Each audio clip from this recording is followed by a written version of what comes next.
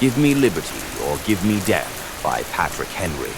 March 23rd, 1775. No man thinks more highly than I do of the patriotism, as well as abilities, of the very worthy gentlemen who have just addressed the House.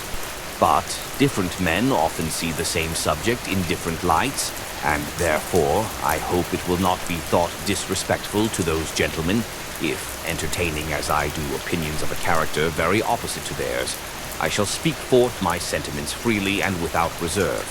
This is no time for ceremony.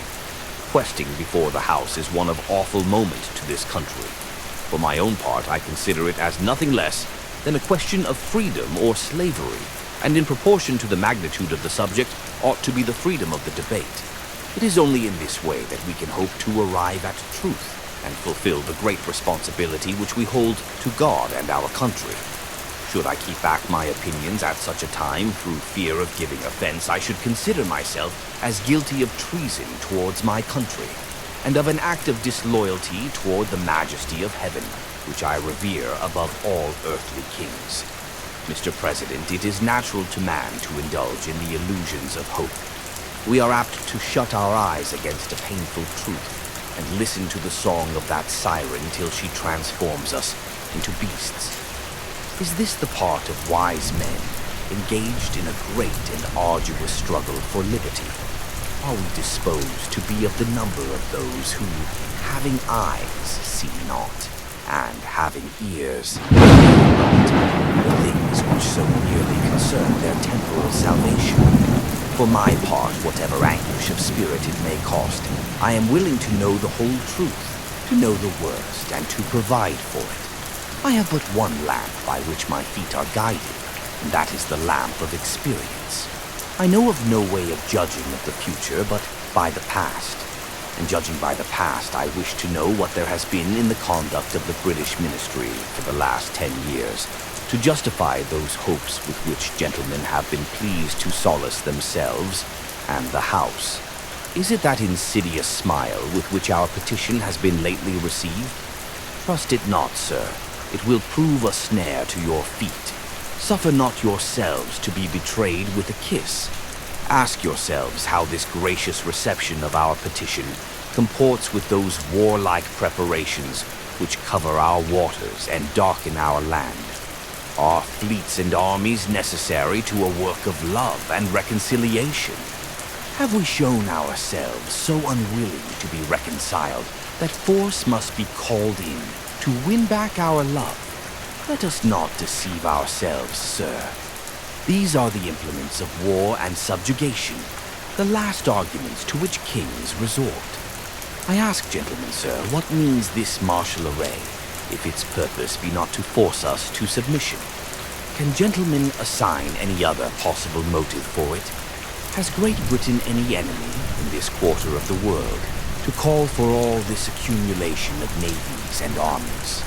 No, sir, she has none. They are meant for us. They can be meant for no other.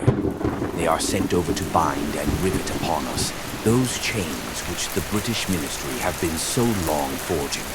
And what have we to oppose to them? Shall we try argument? Sir, we have been trying that for the last 10 years. Have we anything new to offer upon the subject? Nothing. We have held the subject up in every light of which it is capable, but it has been all in vain. Shall we resort to entreaty and humble supplication? What terms shall we find which have not been already exhausted? Let us not, I beseech you, sir, deceive ourselves. Sir, we have done everything that could be done to avert the storm which is now coming on. We have petitioned, we have remonstrated, we have supplicated, we have prostrated ourselves before the throne, and have implored its interposition to arrest the tyrannical hands of the ministry and parliament. Our petitions have been slighted, our remonstrances have produced additional violence and insult, our supplications have been disregarded, and we have been spurned with contempt from the foot of the throne. In vain after these things may we indulge the fond hope of peace and reconciliation. There is no longer any room for hope. If we wish to be free, if we mean to preserve, inviolate those inestimable privileges for which we have been so long contending, if we mean not basely to abandon the noble struggle in which we have been so long engaged, and which we have pledged ourselves never to abandon, until the glorious object of our contest shall be obtained. We must fight. I repeat it, sir, we must fight. An appeal to arms and to the God of hosts is all that is left us. They tell us, sir, that we are weak, unable to cope with so formidable an adversary. But when shall we be stronger? Will it be the next week or the next year? Will it be when we are totally disarmed, and when a British guard shall be stationed in every house? Shall we gather strength by irresolution and inaction? Shall we acquire the means of effectual resistance by lying supinely on our backs and hugging the delusive phantom of hope until our enemies shall have bound us hand and foot? Sir, we are not weak if we make a proper use of those means which the God of nature hath placed in our power. The millions of people armed in the holy cause of liberty, and in such a country as that which we possess, are invincible by any force which our enemy can send against us. Besides, sir, we shall not fight our battles alone. There is a just God who presides over the destinies of nations, and who will raise up friends to fight our battles for us. The battle, sir, is not to the strong alone. It is to the vigilant, the active, the brave. Besides, sir, we have no election. If we were base enough to desire it, it is now too late to retire from the contest. There is no retreat but in submission and slavery. Our chains are forged. Their clanking may be heard on the plains of Boston. The war is inevitable, and let it come.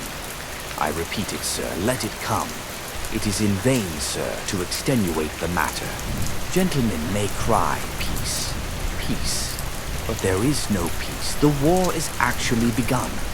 The next gale that sweeps from the north will bring to our ears the clash of resounding arms. Our brethren are already in the field. Why stand we here idle? What is it that gentlemen wish? What would they have? Is life so dear, or peace so sweet, as to be purchased at the price of chains and slavery? Forbid it, Almighty God.